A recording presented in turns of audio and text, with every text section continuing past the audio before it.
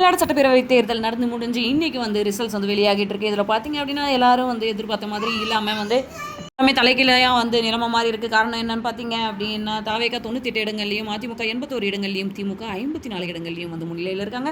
இதில் நம்ம பார்க்க வேண்டியது என்னென்னா திமுகவில் முதல்வர் உட்பட 15 அமைச்சர்கள் பின்னடைவு. இதில் பார்த்தீங்கன்னா முதல்வர் அன்பில் மகேஷ், உதயநிதி ஸ்டாலின், KN நேரு, மா சுப்பிரமணியம், ஏவா வேலு, சேகர் பாபு இந்த மாதிரி முக்கிய புள்ளிகள் எல்லாமே வந்து பின்னடைவை தான் வந்து சந்திச்சுட்டு இருக்காங்க அப்படின்றத நாம் இங்கே பார்க்குறோம். இது வந்து அரசியல் களத்தில் பெரிய மாற்றத்தை ஏற்படுத்துமா இல்லை இது அடுத்தடுத்த சுற்றுகளை ஏமாற்றத்தை தருமா அப்படின்றத நம்ம வந்து வெயிட் பண்ணி தான் பார்த்தாகணும். ஆனாலும் வந்து தமிழகம் வந்து ஒரு திமுக வந்து கண்டிப்பாக வந்துருவாங்க எப்படி இருந்தாலும் அப்படின்ற நிலைமையிலேருந்து மாறி இது தாவேகா விசஸ் திமுகவாக இருக்குமான்னு நினச்சிட்டு இருந்தாங்க. அது தாவேகா விசஸ் ஏடிஎம்கேவாக இருக்க போகிறதுக்கான வாய்ப்புகளாக தான் அதிகமாக இந்த இது வந்து இது பண்ணிருக்கு. ஆனாலும் 3 சுற்றுகள் மட்டும்தான் முடிவடைஞ்சிருக்கு. இன்னும் வந்து 18 சுற்றுகள் இருக்குது. அதில் என்ன வேணால் நடக்கலாம், எப்படி வேணால் மாறலாம். அடுத்தடுத்த இதுக்கு நம்ம சேனலை சப்ஸ்கிரைப் பண்ணிக்கோங்க. இந்த வீடியோ பிடிச்சிருந்தா லைக் பண்ணுங்கள். தேங்க்யூ.